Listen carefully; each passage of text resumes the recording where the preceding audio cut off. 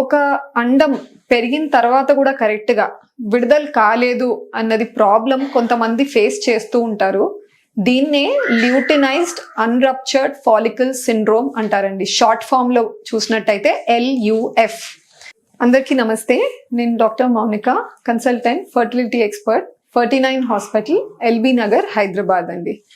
So ఇక్కడ ఎక్కువగా మనం ఎటువంటి కపుల్స్ ని నోటీస్ చేస్తాం అంటే ఎవరికైతే వాళ్ళకు బేసిక్ టెస్ట్స్ లో స్కాన్ బానే ఉంది, ట్యూబ్స్ ఓపెన్ ఉన్నాయి, భర్త కణాల పరీక్ష కూడా అంతా బానే ఉంది అన్న వాళ్ళకి చిన్న ట్రీట్మెంట్ తో స్టార్ట్ చేద్దామని చెప్తారు డాక్టర్. దాన్నే ఓవ్యులేషన్ ఇండక్షన్.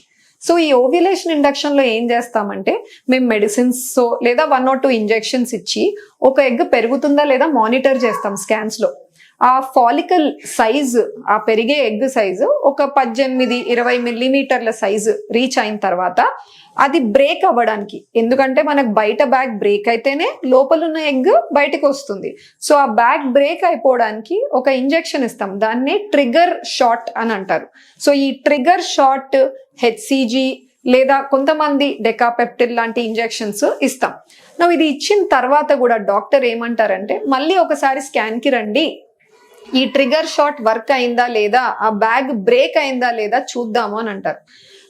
మాక్సిమం ఒక 70%, 80% కేసెస్ లో అనుకున్న తీరులో ఆ బ్యాగ్ అన్నది బ్రేక్ అయిపోతుంది. సో బ్రేక్ అయిన వెంటనే లోపల ఉన్న ఎగ్ రిలీజ్ అయినట్టుంది, భర్త భార్య ఈ టైంలో కలిస్తే బెస్ట్ ఛాన్సెస్ ప్రెగ్నెన్సీకి అని అడ్వైస్ చేయడం జరుగుతుంది. బట్ కొన్ని కేసెస్ లో వాళ్ళకి ఆ పెరిగిన ఎగ్, ఆ బ్యాగ్ బయట బ్యాగ్ బ్రేక్ అవ్వదు, స్కాన్ లో కనపడదు ఆ బ్రేకేజ్. ఇన్ఫాక్ట్ ఇంకా సైజులో పెద్దగా పెరిగిపోయి 28-30 మిల్లీమీటర్ల సైజులో కూడా పెద్దగా పెరిగిపోయి అలానే రౌండ్ గా స్కాన్ లో కనపడుతూ ఉంటుంది. సో దీన్ని ల్యూటినైజ్డ్ అన్రప్చర్డ్ ఫాలికల్ అని అంటున్నాం. అంటే ఒక ఎగ్ మెచ్యూర్ అయ్యి ఉంది, లోపల ఉంది, ఆ బ్యాగ్ కూడా అన్ని హార్మోన్స్ కి రెస్పాండ్ అయింది, బట్ బయట బ్యాగ్ బ్రేక్ అవ్వకపోవడం వల్ల ఎగ్ లోపల ట్రాప్ అయిపోయింది. సో అలాంటి సిచ్యువేషన్ లో మనం ప్రెగ్నెన్సీకి ఎలా ట్రై చేస్తాం? అసలు ఇటువంటి ప్రాబ్లమ్ ఎవరెవరు ఫేస్ చేస్తారు, ఎటువంటి కపుల్స్ లేదా లేడీస్ లో ఏ ప్రాబ్లమ్స్ ఉంటే ఇది అవ్వచ్చు అన్న ఛాన్సెస్ ఎక్కువగా ఉంటాయి. ఫస్ట్ వచ్చేసి PCOD అండి.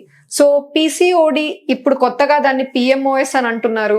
సో అటువంటి కండిషన్, నీటి బుడగల సమస్య ఉండే లేడీస్ లో హార్మోనల్ వ్యత్యాస వల్ల కొన్నిసార్లు, అందరికీ అనను బట్ కొంతమందిలో ఫాలికల్ ఎగ్ మంచిగానే పెరుగుతుంది కానీ అది ఫైనల్ స్కాన్ లో ట్రిగర్ షాట్ ఇచ్చిన తర్వాత కూడా బ్రేక్ అవ్వకపోవచ్చు. So 1 is PCOD.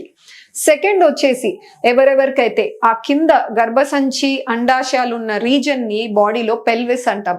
సో ఆ పెల్విస్ లో బాగా ఎక్కువగా ఇన్ఫెక్షన్ ఉందనుకోండి, అతుకులు ఉన్నాయనుకోండి లోపల, వాళ్ళకు కూడా ఈ ప్రాబ్లం ఫేస్ అయ్యే ఛాన్సెస్ ఎక్కువగా ఉంటాయి. థర్డ్ వచ్చేసి ఎండోమెట్రియోసిస్. గర్భసంచి లోపల ఉండాల్సిన పొర ట్యూబ్స్ ద్వారా వెళ్ళి బయట అంతా వేరే వేరే చోట్లలో కూర్చుంటుంది. సో అలాంటి కండిషన్స్ లో కూడా ఎగ్ ప్రాపర్ గా రిలీజ్ అవ్వకపోవచ్చు. అండ్ లాస్ట్ వచ్చేసి ఏవన్నా థైరాయిడ్ సమస్యలు లేదా ప్రొలాక్టిన్ అన్న హార్మోన్ చాలా హైగా ఉండడం బాడీలో, సో ఇలాంటి ఫీచర్స్ ఉంటే కూడా ఎగ్ ప్రాపర్ గా రిలీజ్ అవ్వదు.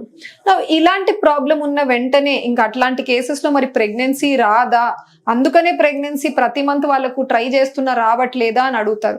సో అలా జరుగుతుంది అని ఒక నెల కనపడినంత మాత్రాన ప్రతి నెల అదే జరుగుతుందని కూడా గ్యారంటీ లేదు.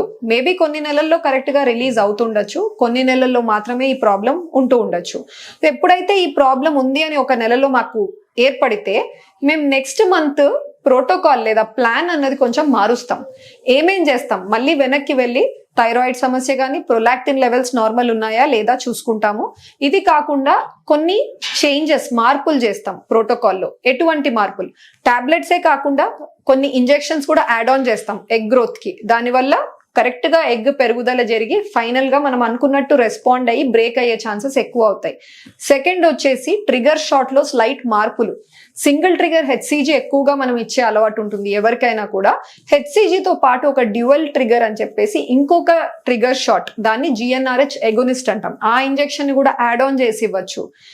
థర్డ్ ఇంకొకటి టిప్ ఏంటి అంటే ఈ ట్రిగర్ షాట్ కి కనీసం ఒక 24 గంటల ముందు ఒకటి GCSF అని ఇంజెక్షన్ ఉంటుందండి.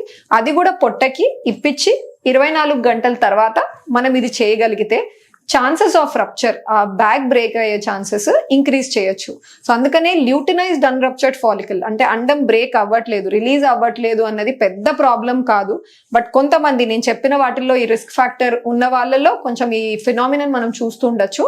అలా చూసిన వాళ్ళలో ఆటోమేటిక్ గా నెక్స్ట్ మంత్ మేము ట్రై చేసేటప్పుడు ఈ చిన్న మార్పులు చేసి ఎలాగోలాగా ఆ ఫాలికల్ బ్రేక్ అయ్యి ఎగ్ రిలీజ్ అయ్యేలాగా చేయగలుగుతున్నాం. Thank you.